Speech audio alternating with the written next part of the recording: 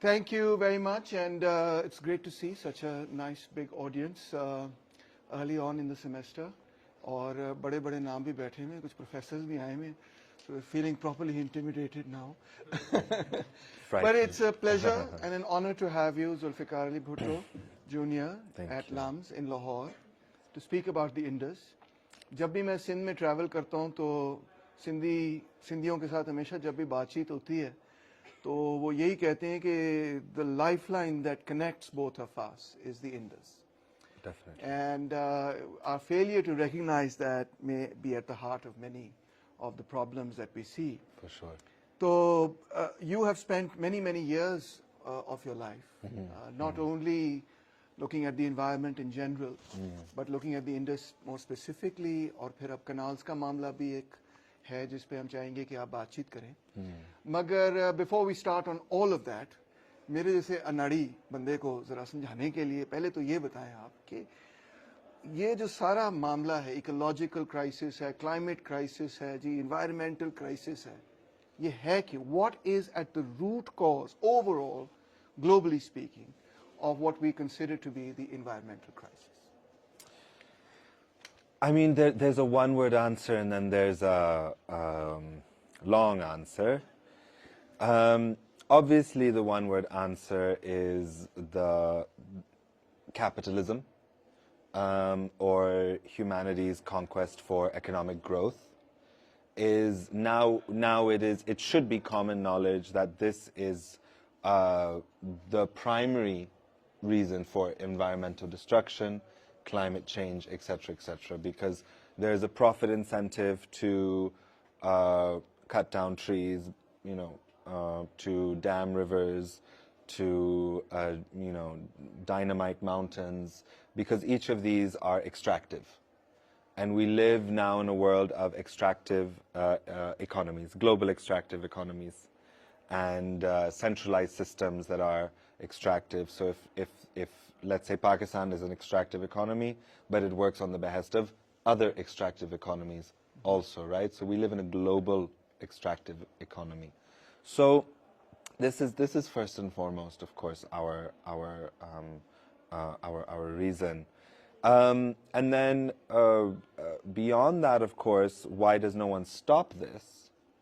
Again, capitalism, because capital growth makes the quote-unquote common man or everyday man, woman, work and work and work. And now, as we're seeing the rise in global prices, the rise in inflation, of course that pareshani is even more. And so it doesn't leave any space in the mind or the imagination or energy even in not even just the everyday human being. I'm not saying the working class, the mazdoor, the kisan. I'm even saying folks like yourselves and families like yours. You're also caught in now this rat race. Okay, now I have to get educated and I have to get a job and I have to make sure I get a job and it has to be a good job because I'm from this kind of family and it has to be good. Where is the space in your mind now to say, shit, we have no water in our rivers, right? Before you can even realize what's happened, it's been taken away from you.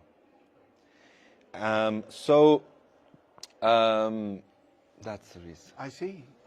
बड़ी डूंगी किस्म की, गहरी किस्म की बातें हैं, सोचने वाली बातें हैं. अच्छा, जब मैं छोटा था तो उस जमाने में बड़ा पॉपुलर किस्म का बैंड होता था जिसका नाम था अर्थ, एयर, फायर, वाटर. बाद में मुझे पता चला कि जो ग्रीक्स थे वो भी समझते थे कि यही 4 मेन एलिमेंट्स हैं.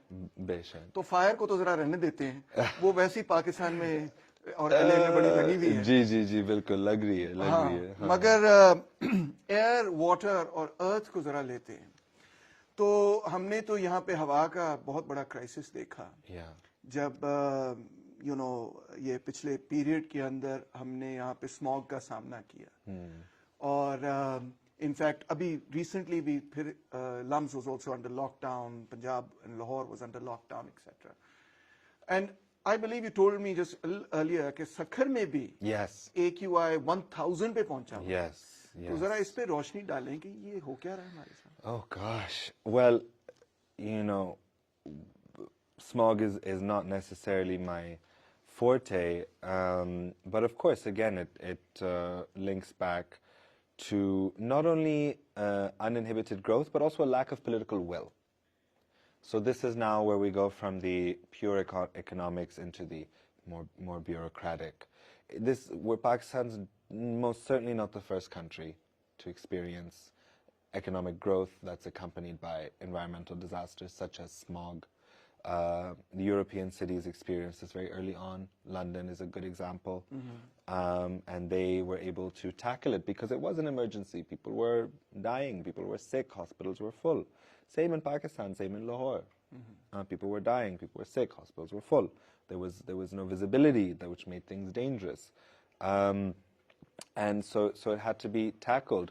And there are many talented people in our country, young people graduating from institutions like this, and others who are developing experience to tackle issues like smog, but they are not being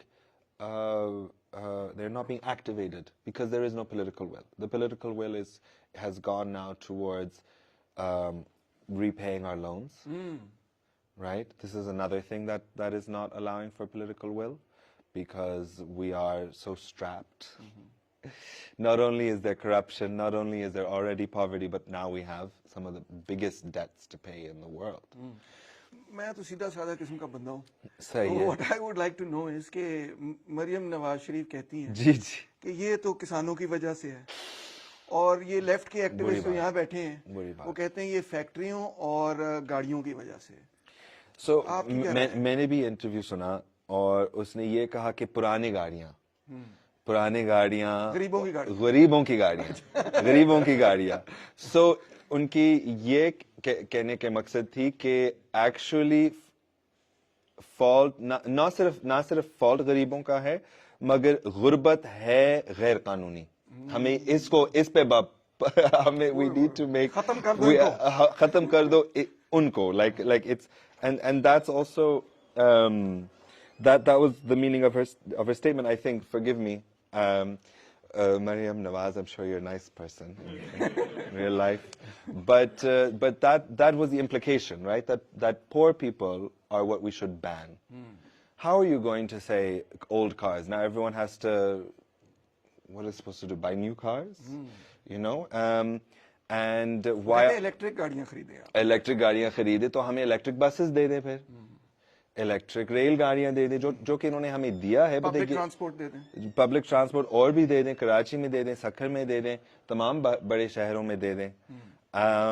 So that was one thing. Another thing is obviously agriculture. I mean, statistics do say that crop burning, etc., is something to be blamed. But then if these are in fact the problems, then find us the solutions, right? If you are saying it's old cars or Irani petrol, or I don't know what people say, then you should find solutions out of this. People can't just say, oh, I have an old car, shit, I'll buy a Tesla. No, that's not going to happen. Right. So again, this is a lack of political will, because the thing is, in Pakistan, we're always told there's no money for anything. There's no money to solve your problems. There's no money to solve the fact that you can't breathe. There's no money to solve the fact that tomorrow you're not sure if you're going to eat. You know, there's no money to solve the fact that there's no school in your village. But when it comes to these huge infrastructural projects, just now the Millir Expressway was opened in Karachi, which has been built on top of Karachi's only farming belt. It's only green belt. It's only defense against dust and pollution. It's only source of food. I can say from personal experiences, some of the best papitas I've had in my life are from Millir. Some of the best vegetables I've had in my life are from Millir. But why? Because they're not coming from, 300 kilometers away. They're coming from 15, 10, 6, 5, 3 kilometers away, depending on where you live. So, and now the government has demolished that. Not only have they demolished that, then they complain about floods. When you build on a river, you'll get a flood, because you're blocking a drainage. Rivers are not just pretty bodies of water. They are practical things. They are drainage basins. They take water from the surrounding area and they give it a pathway to somewhere else, in this case, the sea. Right. इसका मतलब है जहाँ एक तरफ रोटी कपड़ा मकान नारा आपको अपनी विरासत में मिला है, जी। तो उसके साथ साथ कोई साफ हवा साफ पानी का नारा साफ अभी तो गाना पड़ेगा। I think so. Yes. Not roti kapra makan, hava, pani. तो हवा से Zindagi. जिंदगी We've gone lower. हाँ We've gone lower. Someone once said to me, it's not roti kapra makan anymore, it's gas bijli. Nahi, gas bijli net. So I was like, are you crazy? This is this was obviously DHA kid. And so I'm a Clifton kid. It's not really that much different. Clifton was the original DHA. But नहीं हम पहले आए थे। हाँ हम पहले आए थे हम तो क्लिफ्टन के हैं but still it was like no it's gone. Our standards are, and for one group of society our standards are here, for another maybe it's Naturally. net bijli and Naturally, whatever. naturally. So we were talking about the solutions anyway. हाँ नहीं अब इस तरह करते हैं ना, हवा से आते हैं जरा पानी पे, Yes. ठीक है ना, आसमान से जमीन पर आते हैं, Yeah. because I believe that's where you have spent a lot of time and you've looked into that in a lot of detail. In fact, you lived on the Indus. I did. Tell us about that. How long did you live on the Indus? Alhamdulillah, I lived on the Indus for 2 weeks. I joined the WWF survey. So every 5 years, a survey is done to count the population of dolphins on the Indus. And you take a boat, basically, 2 boats, 3, including there's a kitchen boat. And so there's 3 boats, and you can't use a motor because the dolphins get scared. So you go upstream to downstream, just... Floating on it. Yeah, we did 35 kilometers a day on average, or 30 kilometers a day on average. If we were lucky, we got to 35. The boat had a sail or what? No sail, just some mohane, Acha. some fisher folk who were very enthusiastic, and with pakku, chappu, thank you. And yeah, it was very peaceful, and we would dock on islands. Acha. So I don't know who here is from Tonsau, Dera Ghazi, Laiya. I don't know if anyone's from these areas. No, oh, that's okay. So I don't know if you've seen the Indus there. इधर सब DHA से हैं. सही है, कोई बात नहीं, हम भी DHA के हैं, जी. बिल्कुल, और शायद आपने देखा होगा कि वहाँ इंडस पे बहुत सारे आइलैंड्स हैं, हजार आइलैंड्स हैं, और ऐसे लगते कि आप you know, दरिया नहीं लगता है, ऐसे लगता है कि आप समंदर में जा रहे हैं. Wow. So where did you start from? We started from Chashma Barrage. I did. There was a small group of the team that started at Jinnah. I joined at Chashma and Miawali, basically. And you know, the Indus is at some points, because of these braided islands, it is 40 kilometers in width. Wow. And you look and you're like, oh, that's the bank of the Indus. No, it's not. It's an island. Oh my God. And then you go and you traverse that island, which can be 15 kilometers wide, by the way. And the largest island I remember we had to encounter was 40 kilometers in length. Really? Yeah. And we had our maps, no? So we could calculate that distance. And we couldn't, the boats would divide if there was a smaller island to count. But with bigger islands, we couldn't, because we wouldn't see each other till like 2 days later, because we were going at 30 kilometers a day. So that was, for me, stunning. We ate from the Indus, we bathed in the Indus, and this was when I realized the relationship between water and mud as well, earth, right? The Indus is a really fascinating in the sense, and a lot of rivers are like this, but it is half mud and half water, which is why it's so brown, and that's why our dolphins are blind, because they have evolved to not need their eyes. If you've ever swum in the Indus, maybe you've swum in the Indus, but you go like this and black. Suddenly it's black. There's no visibility. If you put your hand here, you can't see it. So much light is blocked by this sediment. And when we would bathe and we would dry, we would get sand all over, not my hair, I was going to say my hair, I don't have hair, but we would get sand all over our beards and our bodies. We would glitter with this gray sand, this gray sand of the Indus that you can find as far up north as Gilgit and Skardu and Tibet, and as far as far south as Clifton Beach or Sea View in Karachi, Amazing. where it deposits. So what were you doing? I mean, I know what you were doing, but what were you sort of trying to? You were studying the dolphins, or what we were counting the population for the census. So the way that you do it is dolphins travel in schools, and they come up for air every 2 minutes. So that's how you count them.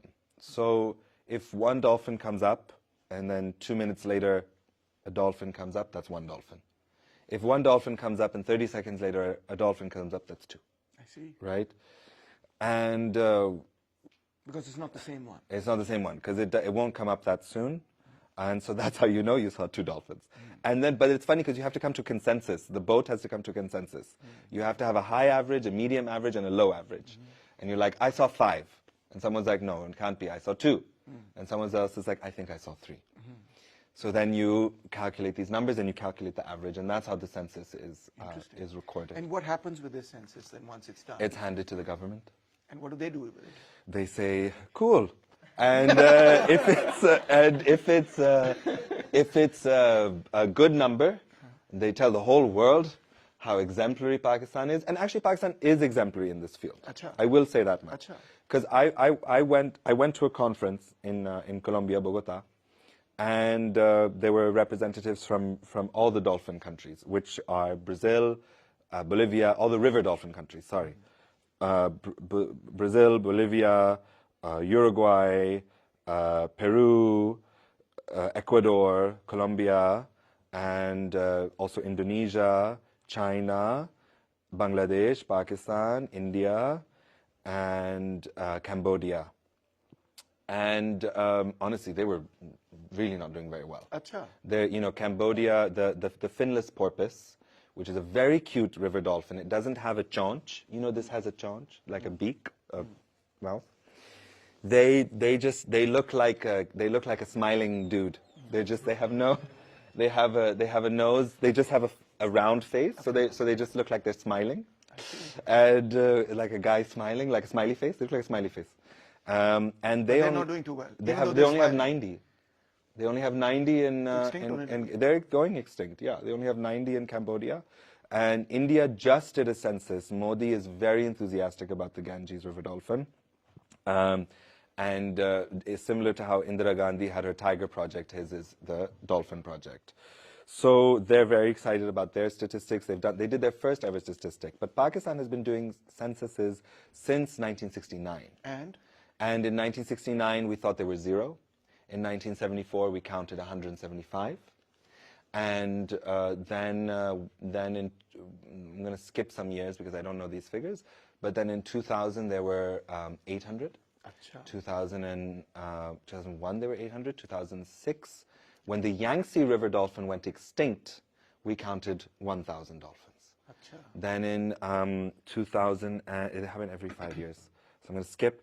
2017, there were 1,989 Great. dolphins. So, Inky, habitat, I mean, what is it that controls their population or allows it to grow? What is it that can damage it potentially? Is it the habitat? What is it that it all goes back to the quality of water. The quality of the water. It all goes back to the quality of water. One, obviously, the dolphin, the almost extinction of the Indus River dolphin can be directly linked to the development of the canal and dam irrigation system in Pakistan. I see. Because it divided the population, which segmented them into smaller genetic groups, which meant that interbreeding was happening, and which can lead to obviously deformities and all kinds of other issues. And not only that, obviously there were major drastic changes in water quality, especially after Sakhar barrage.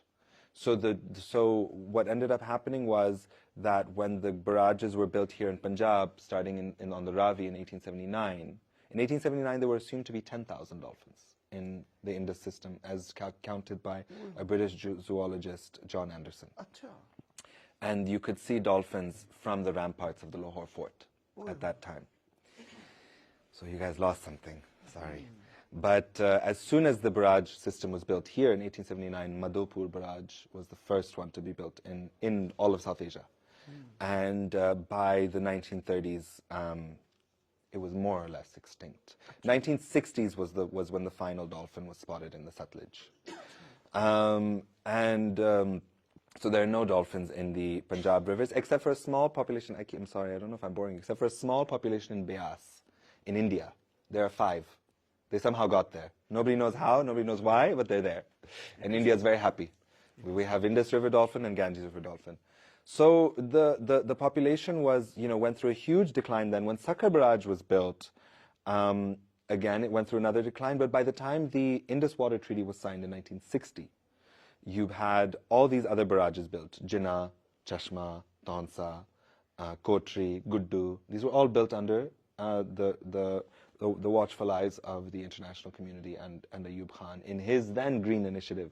We're seeing a reprisal of this word green. Ayub Khan brought the first Green Revolution, which was to bring food to every table in Pakistan, and now we're seeing the new Green Initiative by the current government. So this was when people thought the dolphin had gone extinct, right? A sacrifice to progress. And if it weren't for the efforts of indigenous fisherfolk, the Mohana, who used to hunt the dolphin for oil, when they realized that their dolphin had disappeared, they turned into dolphin saviors. Really? And they called, through a tracker, a hunter, a Sindhi hunter, they called an Italian scientist called Giorgio Pillari to Pakistan. And they kept for him like 2 dolphins in a pond. And they're like, we have 2, we found 2. What can you do? A male and a female. And he studied them. He took them to Switzerland, alive. He took them on a train from Rohri, like wrapped in towels, wet towels. And then he got to Karachi, stopped at the Midway Hotel, put them in the swimming pool, took them out of the swimming pool, wrapped them in another towel, because you can't put them in a tank. Otherwise, they'll die from toxicity of their own urine and feces. I see. So, and then they can't breathe also, right? They need to breathe, so they need to be outside of water. And then they put them on a plane. Wow. And then they took them to Switzerland and put them in a tank. And somehow they survived. Because he tried to do the same thing in India in the Brahmaputra. They tried to capture 5 dolphins. All 5 died of heart attacks. 1 was a pregnant female. So, but they managed with ours. Ours were complied. Pakistan is complying with the foreigners. Ji sai, jo bhi aapka hukum hoga, waise hoga. And फिर आगे क्या हुआ? फिर आगे, they studied everything that we know about them is from this study. नहीं वो बचाया फिर कैसे उनकी population? So they died within a couple months. They couldn't survive in a captivity. So if anyone tells you that the best way to conserve cetaceans or dolphins and whales is to put them in a tank, it's actually like, no, that's actually the worst thing to do. You just leave them alone where they're supposed to be. And so they studied them and they discovered a lot of things about them, except one thing, their mating behavior. Because they were too shy now. But I'm joking. No, they were too young. Actually, they were too young. That was the issue. They were immature. But they discovered everything else, how their echolocation works, how their sense of food works, how their social habits are. And it got published in a book called Secrets of the Blind Dolphin. I tried to ask the Sindh Wildlife Department if we could republish it via Liberty Books. And there was a bit of a siyasi masla, so unhone hamari baat nahi mani. But it's a beautiful book, and it's unfortunately out of print, and you have to go to the Sindh Wildlife Department office in Karachi to even look at a copy. अभी PDF निकालते हैं फिर. मैं आपको भेज देता हूँ. PDF है हमारे पास. सबको भेज देंगे. है हमारे पास. So then the population of the dolphins began to slowly recover. Slowly recover, yes. It was slowly recovered due to the efforts of these fisherfolk because, sorry, जी. नहीं ये बड़ी interesting बात है. क्योंकि हमने बातचीत जब शुरू की तो आपने ये कहा कि कुछ हमारे सियासतदान ये कहते हैं कि गरीबों की वजह से सारे का सारा मसला खराब हो रहा है. और यहाँ पे आपने जो हमें बात बताई वो तो बिल्कुल उसकी उलट हुई. Yes. कि इनफैक्ट गरीबों ने तो बचाया उस बिल्कुल गरीबों ने बचाया गरीबों ने हमारे डॉल्फिन को बचाया. And you can trace it actually to one family, Karam Ilahi, who was a Jabbar, which is a subcaste of the subgroup of the Mohana, who used to number in the millions in Sindh. अच्छा. And they used to only live on boats. They used to only live on boats. They would never go on land. They would cook on the boat, eat on the boat. They would have, they would have huge families. And these boats were ships, huge wooden boats. And they would travel up and down the Indus. And they were never wanting of anything because the Indus provided. Now there are just under 20,000 living on Manchar Lake, and also some migrated to Punjab, to Tonsa Sharif. But yes, this family was a Mohana family. ये जो अब recently मामला बना है canals का, जिस पे भी प्रेस कॉन्फ्रेंस भी हुई है इस्लामाबाद में, और जो लोग भी एजिटेट कर रहे हैं इस पे कुछ रोशनी डालें कि what's going on with this and why is this such a bad idea for the Indus? एक तो हमारी सिंध में इंडस है नहीं. सखर बराज के बाद स्पेशली इन्हीं महीनों में इन दरियाई सिंध, जो मैंने पहले कहा कि पंजाब में 40 किलोमीटर की विड्थ है, सिंध में 500 मीटर से कम होती. And it is this factor that we have to consider, from a 40-kilometer width river to a 500-yard river. Then to... Where does the water go? So the water gets taken into canals, right? So Sakhar Barrage has 7 canals that come out of it. Some are, you know about the Thames River in London? We can imagine it. So some canals take out more water from the Indus than double the volume of the Thames. Oh. Some canals are the size of the Suez Canal, you know, where that ship got stuck? And so you can imagine these are the sheer volume of water is so great. And by the time it reaches Kochi Barrage, after Kochi Barrage, the 300 kilometers that the Indus needs to get to the sea, there is no river, there is a dry river bed. ये लगता है किसी ने कहा है कि भाई एक कतरा भी दरिया में वो समुद्र में ना जाए, सारे का सारा हमने यही इस्तेमाल करना है. ऐसे ही लग रहा है. ऐसे ही लग रहा है, बिल्कुल. And so the sea is intruding now. The delta, the rate at which the land was eating the sea before the barrages, Kochi Barrage, right? From after Kochi Barrage, the amount. So when I was saying a river is as much mud as it is water, where does that mud go? Right? Does it just go in the sea? No, it deposits on the sea, which creates a delta.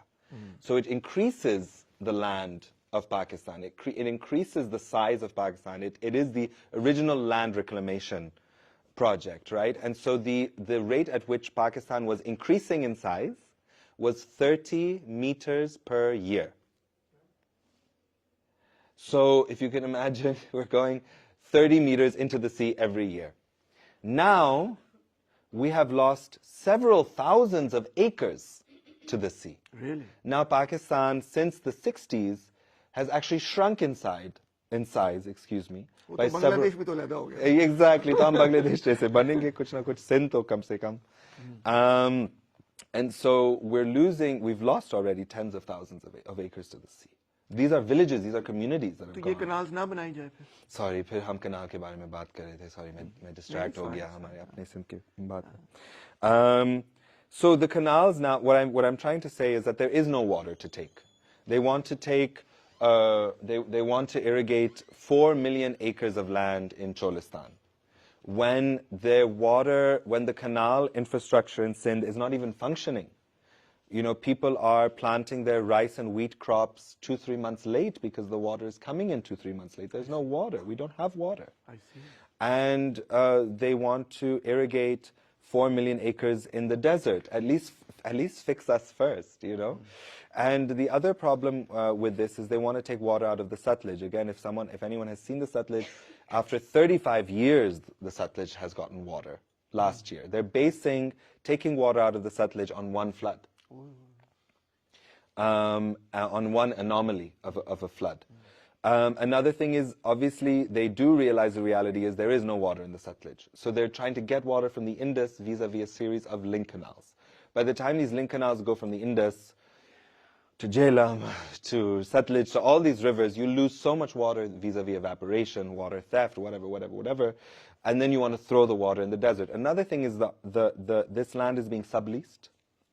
By the army, leased by the army, and then being subleased by the army to not farmers, not landless peasants, of which 85% of Sindh's, peasants is a wrong word, but that's the translation, Hari, out of which 85% of farmers in Sindh are landless. They're not considering them. They are subleasing this land to businessmen, bureaucrats, ये वो शेख वगैरह तो नहीं आके लेंगे? और शेख भी कुछ आके लेंगे. But sheikh, people think of sheikh, they put too much emphasis on sheikhs. Sheikhs are not even the problem. They come because we invite them. They wouldn't come if we don't invite them. If we said don't shoot, look at the nature, they'll do that. That's what they do in their own countries. So, the problem is this leasing to. It's as if they're trying to say we're saving the country from the Vaderas and the Zamindars, but they're replicating the system of Vaderas and Zamindars on a capitalist corporate model. Interesting. Because you're leasing out. I met someone at an event. It was a birthday party, and he says to me, I've leased 5,000 acres from the army. Karachi's DHA phase 8, which is the largest of the phases of DHA, is 4,000 acres. So you could build a city. I've leased 5,000 acres from the army. So I said to him, how do you feel as a Sindhi? And he said, well, I'm Sindhi. I can own land in Sindh. He was already a Zamindar, but also he worked for a bank. I can't tell you too much about him. But I can own land in Karachi. I can own land in Punjab. And I said, no, you're a traitor. Yes. What a birthday party. I'm happy to ruin all of your birthdays, by the way, if someone disturbs me enough. And he kind of didn't really know what to do and sort of walked away. And then I met him a second time at another person's birthday party, and he told me the same story, and I just turned around and walked away. I think he was like not really all there at the party, but that's what I'm trying to say through this anecdotal thing is that this is the type of people that's being leased to. I think in some way we can say that, okay, Pakistan has problems. The way to fix these problems is sadly to divert water from one place to another and redistribute this wealth to people who have none. I could potentially get on board halfway through there. If it weren't for the imbalance between... The class imbalance. Well, yes, because why Pakistan has not seen any progress in the past 77 years because we keep relying on, we keep falling back on these old systems where one particular class of people conglomerates as much of the wealth as possible. Before nationalization, of course, the figure was 22 families owning 80% of the wealth. What was it? 90% of the wealth, right? Industrial assets. Of industrial assets, right? So this was where we fell back on at one point. Before land reforms, I'm not sure what the statistics were regarding that.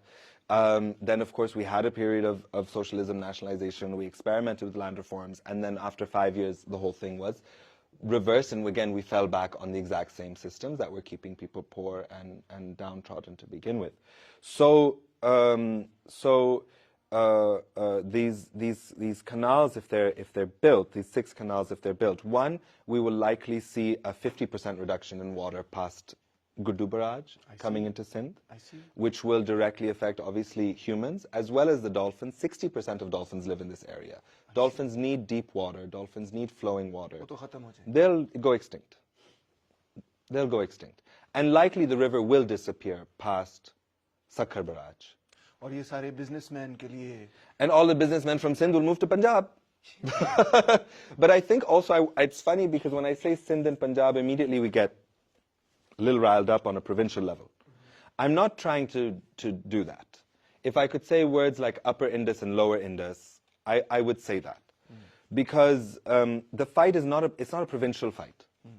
The Indus is a single river system that unites all of us. The Indus is as Punjabi as it is Sindhi.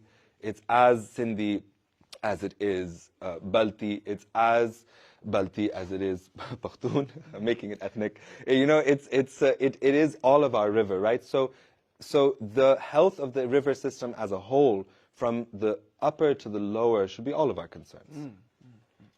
आखिरी सवाल पूछते हैं, फिर audience ने भी बहुत सारे questions करने होंगे. एनवायरनमेंट और इकोलॉजी, एनवायरनमेंट और पॉलिटिक्स, कल्चर, इन चीजों का क्या ताल्लुक है? Everything is political. मगर हम जब पॉलिटिकल साइंस पढ़ाते हैं तो उसमें कोई एनवायरनमेंट नहीं डालते.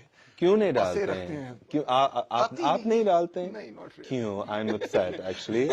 मैं आपसे नाराज मजाक हो कर रहा रहा हूँ. हूँ. सीरियस तो नहीं हो जाएगा. नहीं मतलब आपकी बात बिल्कुल नहीं बिल्कुल सही. I think well, obviously, it's political because it affects people. There was a time when we thought that ecology was related to animals, right? And if you were a nice guy, you liked animals. Or a nice girl, you liked animals. If you're a tough guy, you didn't give a shit. And but now we realize actually that we drink the same water as the cute animals do. We drink, we eat from the same land that the cute animals live on, and we depend on basically the same things. So ecology has become a political issue because it affects people and therefore it affects policy.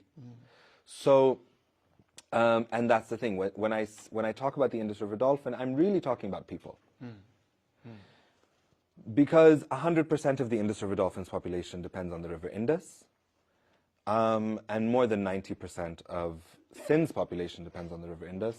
I think something like 80% of Pakistan's population depends on the River Indus. So in that sense, our fate is sealed. हम भी एक किस्म की dolphin ही हैं Sindh. बिल्कुल हम हैं एक किस्म के dolphin actually originate. Does anyone know the evolution of the dolphin? Kohat. अच्छा. So there is a prehistoric animal. There were two that lived in Kohat, in what is now northern Pakistan. There were the Pachycetus and the Indo-Hyacin. The Pachycetus, there's actually a funny meme about this. The Pachycetus was finding its prey in what was at that time the Tethys Sea. It was a sea that is now the salt range. Why is the salt range salty? Yes. Because it used to be an ocean. So all of your pink salt is actually prehistoric salt depositions. And the Pachycetus was a wolf-like animal with almost like webbed feet, webbed hands. And it decided that it wanted to prey on fish and marine life as well as land life. So it became a little amphibious for a while. And then one day decided, I love the sea. I want to really embrace this lifestyle. And it evolved into the proto-whale, the first ever whale, which then after some time, the Indian subcontinent, which was a separate plate on its own, started to move towards us, the Kohat region, the northern Pakistan. And this Tethys Sea eventually started to close. Now, as two plates move, I don't know if you know when two plates move together, the land jumbles up, right? And this process of these two plates moving together created the Himalayas, the Karakoram, the Hindu Kush, all of these mountains we know and love and we associate with the beauty of our country. And with a mountain, you need somewhere for the water from these mountains to drain. When you have a mountain, when you have an elevated area, when it rains, of course, the water is going to come down. This drainage system eventually became the rivers of the Yangtze, the Indus, the Ganga. The Indus and the Ganga used to be one river system that separated 500,000 years ago. And the dolphins, or the proto-whales, right? Partition हुई थी. Partition हुई थी, बिल्कुल, बिल्कुल. बहुत सारे हमारे partition हुए हैं. So not only, anyway. So as these two land masses came together, the mountains started rising, the sea disappeared. But of course, these animals were very smart. They swam into the new river systems. So the dolphin, the Indus River dolphin, the Yangtze dolphin, the Ganges River dolphin, these are mammals, they are dolphins, but they're proto-dolphins. The Indus River dolphin is 40 million years old as a species. Marine dolphins are not that old, 30 million, 25 million. These are the ranges of the evolution of marine dolphins. River dolphins are the proto-dolphin, which is why a river dolphin looks a little funny. They have a really big snout, they have really big teeth, they look kind of like, ooh, what's going on here, But because they are dinosaurs. So, I don't know what we were talking about. Sorry. Mind blown. है ना? मेरा तो mind blow हो गया. जबरदस्त. Thank you. ले जी अब इस तरह करते हैं कि Thank you firstly. I mean, बड़ी मजेदार किस्म की conversation थी.